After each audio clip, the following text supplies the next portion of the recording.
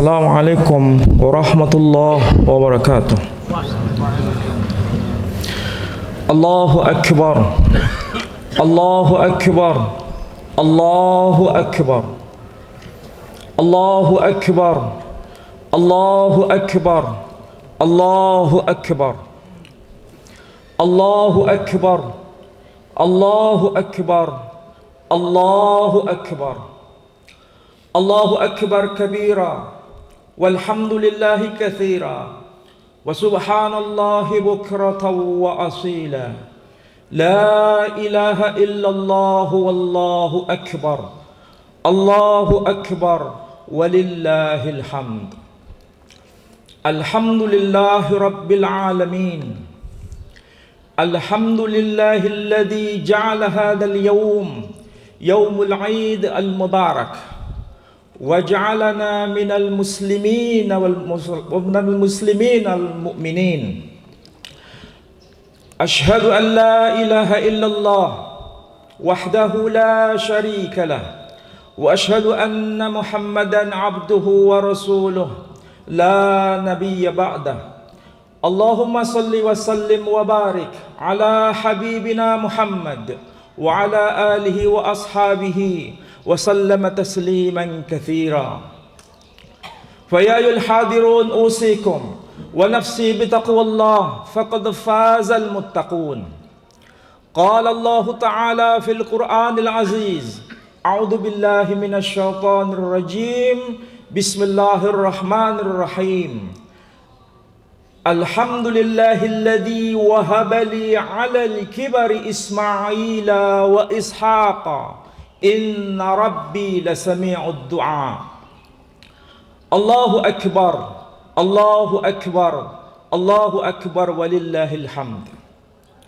Kaum muslimin dan muslimat yang berbahagia, alhamdulillah, kita panjatkan pujian dan syukur kita kehadirat Allah Subhanahu wa taala. Pada pagi ini gema takbir dikumandangkan. Gema takbir selalu dikumandangkan dimanapun kita berada. Saudara-saudara kita dimanapun mereka berada mengumandangkan takbir, membesarkan asma Allah. Itulah sebabnya pagi ini kita berkumpul di tempat ini, di tempat yang membahagiakan ini, untuk bersama-sama membesarkan nama Allah.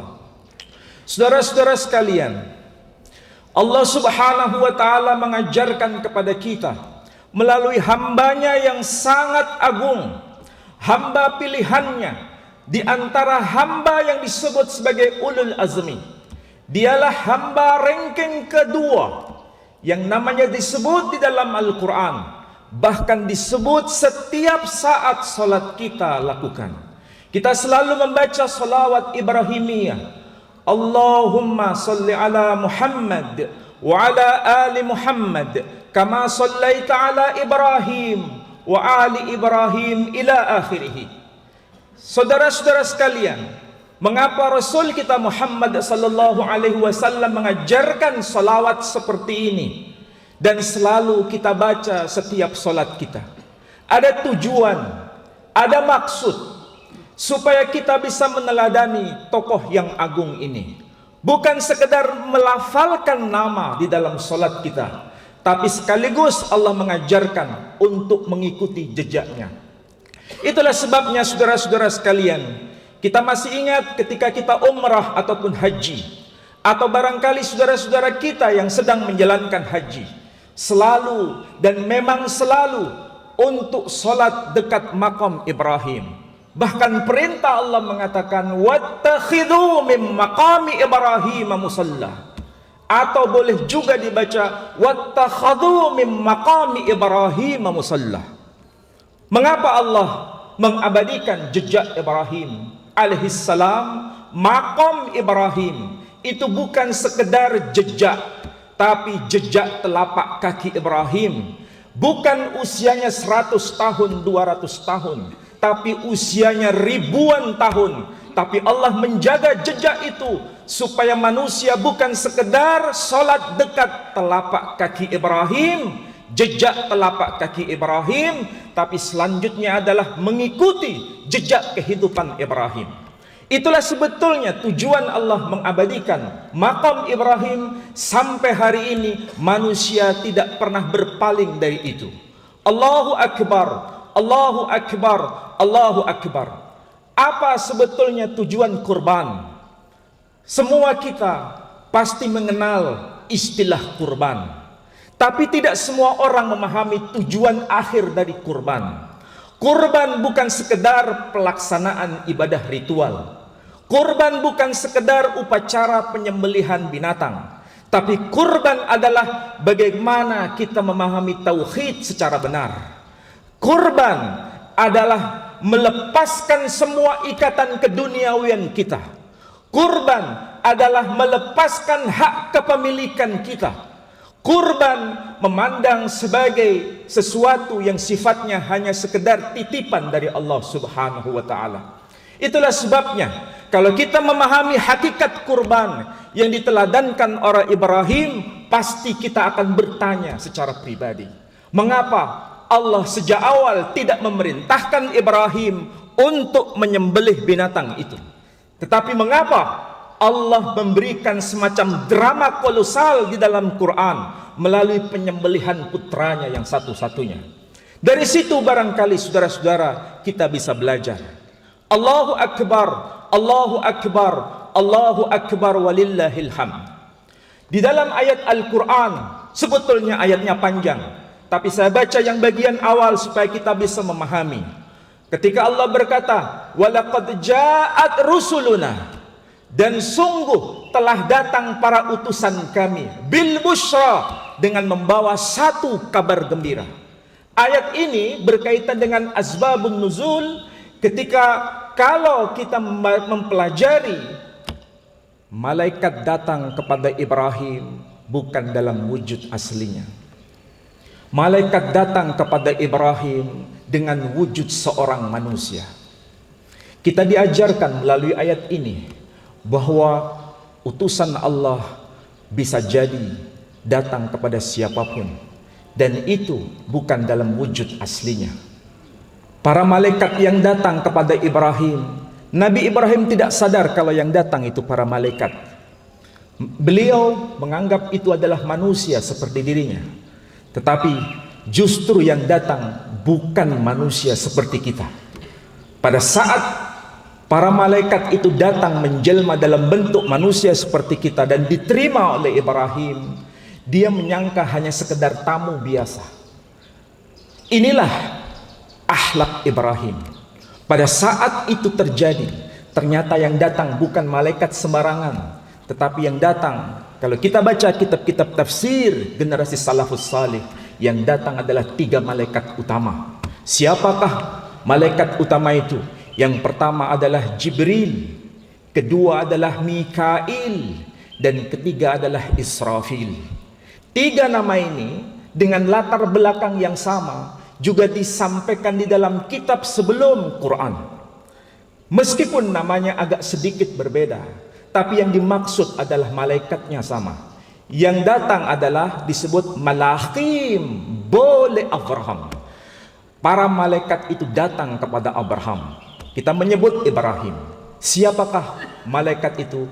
Mereka sebut dengan nama Gabriel, Mikhael, Rafael.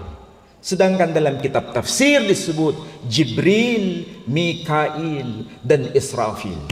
Berarti apa yang terjadi atas kehidupan Ibrahim atau Abraham diabadikan bukan hanya di dalam Quran, tapi juga diabadikan di dalam kitab sebelum Quran. Berarti Ibrahim itu akhlaknya benar-benar abadi di dalam semua kitab suci. Allahu Akbar, Allahu Akbar, Allahu Akbar.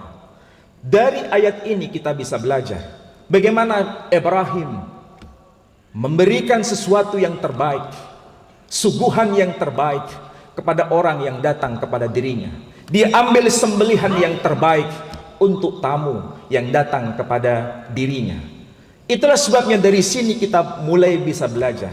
Kalau seandainya sejak awal Ibrahim paham bahwa yang datang itu adalah para malaikat, barangkali dia akan mencari ternak yang terbaik di seluruh muka bumi ini untuk disuguhkan kepada malaikat-malaikat Tuhan itu. Tetapi Ibrahim tidak tahu. Justru yang dia berikan adalah ternak yang terbaik yang dia punya. Itulah sebabnya kenapa Allah tidak memerintahkan kepada Ibrahim untuk sejak awal menyembelih ternaknya. Allah tidak berkata, Ibrahim sembelihlah ternakmu. Tidak. Sebab kalau itu perintahnya, pasti Ibrahim akan laksanakan itu dengan sami'na wa ata'na. Dia tidak mungkin akan berkata sami'na wa asaina. Dia bukan hanya mendengar kemudian dia abaikan, tapi dia mendengar dan dia laksanakan. Itulah sebabnya kenapa Ibrahim tidak diperintahkan menyembelih ternaknya, tapi justru yang diperintahkan adalah Ibrahim, sembelihlah putramu. Berarti di dalam diri Ibrahim ada konflik batin yang luar biasa. Inilah yang disebut jihadul akbar, jihad melawan hawa nafsu untuk membesarkan Allah atau membesarkan dirinya, untuk menerima ketetapan Allah atau untuk selalu mengabulkan hawa nafsunya. Peperangan batin ini terjadi pada setiap manusia, sekalipun pada diri seorang nabi. Tetapi dari sinilah kita belajar, ketika perintah itu ditetapkan oleh Allah. Di dalam Al-Quran dikatakan, falamma balagha ma'hu sa'ya qala ya bunayya inni ara fil manam anni adbahuka fandur madza tara. Maka tatkala anak itu usia baligh, usia yang sangat baligh. Baligh bahasa kita disebut pubertas, berarti usia yang sangat-sangat remaja. Bukan usia besar, usia dewasa, tapi usia yang sangat remaja, yang memberikan makna bagi kita sangat kental aspek psikologinya. Tapi disitulah ada komunikasi. Ya bunayya inni ara fil manam anni adbahuka fandur madza tara. Wahai putraku yang aku cintai, sesungguhnya aku telah bermimpi menyembelih engkau. Bagaimana menurut pendapatmu? Dari sinilah sebetulnya Ibrahim dihadapkan pada dua pilihan. Ketika dia mau mengatakan begitu, ini kalimat yang berat. Ini bukan kalimat biasa. Allah abadikan dengan kalimat yang berat. Kalau kita memahami ayat Quran ini, pasti ketika Ibrahim itu mengucapkan dengan derai air mata. Dari situlah kita bisa paham betapa Allah mengabadikan kalimat itu di dalam Al-Quran supaya kita bisa belajar. Kita pasti bisa memahami bagaimana yang dialami Ibrahim. Apakah nanti kalimat yang keluar dari lisannya diterima oleh putranya atau justru ditolak? Dua kemungkinan ini terjadi, dan itu pasti dibayangkan oleh Ibrahim. Tapi alhamdulillah wa syukurillah, justru anak itu berkata, ya abati f'al ma tu'mar. Wahai ayahku yang aku cintai, lakukan apapun perintah Allah atas diriku, semoga aku menjadi orang yang sabar. Dari situlah Ibrahim berkata sesuatu yang membuat dadanya gemeruh. Dari situlah kita paham betapa anak yang saleh itu menggembirakan orang tuanya. Saudara-saudara sekalian, Allahu Akbar, Allahu Akbar, Allahu Akbar, walillahil hamd. Kita bayangkan, itu semacam drama kolosal yang diabadikan dalam Quran. Ibrahim mendapatkan putra itu di masa yang sangat tua, masa yang dekat dengan kematian. Bukan jauh dari kematian, tapi justru dekat dengan kematian. Kalau dia bergaul dengan sang putra usia baligh, berarti hanya belasan tahun, dan itu tidak lama. Dan Ibrahim ingin terus bersama dengan sang putra. Tapi di situ Allah memberikan pelajaran bahwa kematian itu tidak akan pernah ditunda. Kematian itu senantiasa mengintip kehidupan kita. Yang seharusnya dibayangkan oleh Ibrahim bisa lama bergaul dengan sang putra, tapi saat itu Allah memaksa Ibrahim untuk berpisah dengan sang putra. Bisa bayangkan betapa menjerit hati Ibrahim yang seharusnya barangkali bisa agak lama bersama sang putra, tapi sekarang ketetapan Allah memerintahkan dirinya untuk segera berpisah dengan sang putra, bukan sehari dua hari, tapi untuk selama-lamanya. Inilah pelajaran bahwa kita tidak membutuhkan apa-apa. Kita tidak bisa mengandalkan apa-apa. Yang kita jadikan sandaran hanya Allah Azza wa Jalla. Inilah pengajaran tauhid tingkat tinggi yang diajarkan Allah kepada Ibrahim.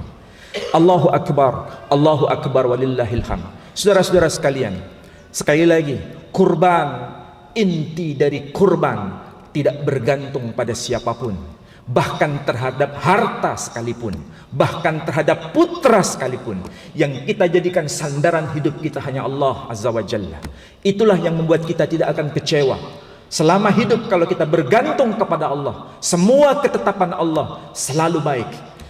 Yang dibayangkan Ibrahim, dia akan berpisah dengan putranya selama-lamanya, tetapi karena dia memilih jalan yang tepat, dia hanya memilih tauhid itu, justru dia tidak kehilangan putranya, justru dia terus bersama sang putranya. Disinilah mukjizat Allah Subhanahu wa Ta'ala. Barang siapa yang bergantung kepada Allah, mereka tidak akan percaya. Allahu Akbar, Allahu Akbar, Allahu Akbar walillahil hamd. Yang terakhir, saudara-saudara, marilah kita niatkan hati kita mulai hari ini, sebelum binatang kurban kita disembelih, niatkan bahwa semua yang kita miliki hanyalah milik Allah. Kita hanya mendapatkan titipan dan sekarang kita kembalikan kepada Allah. Dari situlah bahwa pengajaran tauhid itu benar-benar terasa. Jangan ada kemelekatan terhadap nyawa, jangan ada kemelekatan terhadap harta, dan jangan ada kemelekatan terhadap apapun. Kita hanya bersandar kepada Allah Azza wa Jalla. Bukankah kita diingatkan di dalam ayat Al-Quran yang selalu kita baca ayat itu? Ayatnya pendek, tapi sebagian besar kita melupakannya. Inna a'tainakal kautsar fasalli li rabbika wanhar inna syani'aka huwal abtar. Kita harus bergantung pada dua hal. Fasalli, salatlah, dan yang kemudian berkurbanlah. Makna yang paling besar dari kurban bukan hanya kurban binatang, tapi lebih dari itu. Meskipun pada konteksnya berkaitan dengan penyembelihan itu sendiri. Mudah-mudahan kita bisa memaknai kurban kita. Semoga Allah menerima kurban kita. Semoga Allah menerima kurban yang kita laksanakan pada tahun ini. Dan semoga Allah menjaga keluarga kita menjadi keluarga yang sakinah, mawaddah, warahmah. Mari kita berdoa kepada Allah Subhanahu wa Ta'ala. Allahumma salli ala habibina Muhammad wa ala alihi wa ashabihi wa sallama tasliman katsira. Allahumma salli ala habibina Muhammad wa ala alihi wa ashabihi wa sallama tasliman katsira walhamdulillahi rabbil alamin. Allahumma ighfir lana dhunubana wa kaffir 'anna sayyi'atina wa tawaffana ma'al abrar ya aziz ya ghaffar ya rabbal alamin. Allahumma ya Allah, jadikanlah kami hamba-hambamu yang senantiasa memperbaiki diri. Allahumma ya Allah, tuntunlah kami ke dalam siratal mustaqim. Allahumma ya Allah, pandulah kami dengan Al-Quranul Karim. Allahumma ya Allah, jadikanlah kami keluarga yang sakinah, mawaddah, warahmah. Jadikanlah anak-anak kami yang salih dan salihah. Allahumma ya Allah, terimalah kurban kami ya Allah. Allahumma ya Allah, terimalah kurban kami tahun ini. Hanya kepadamu kami bergantung.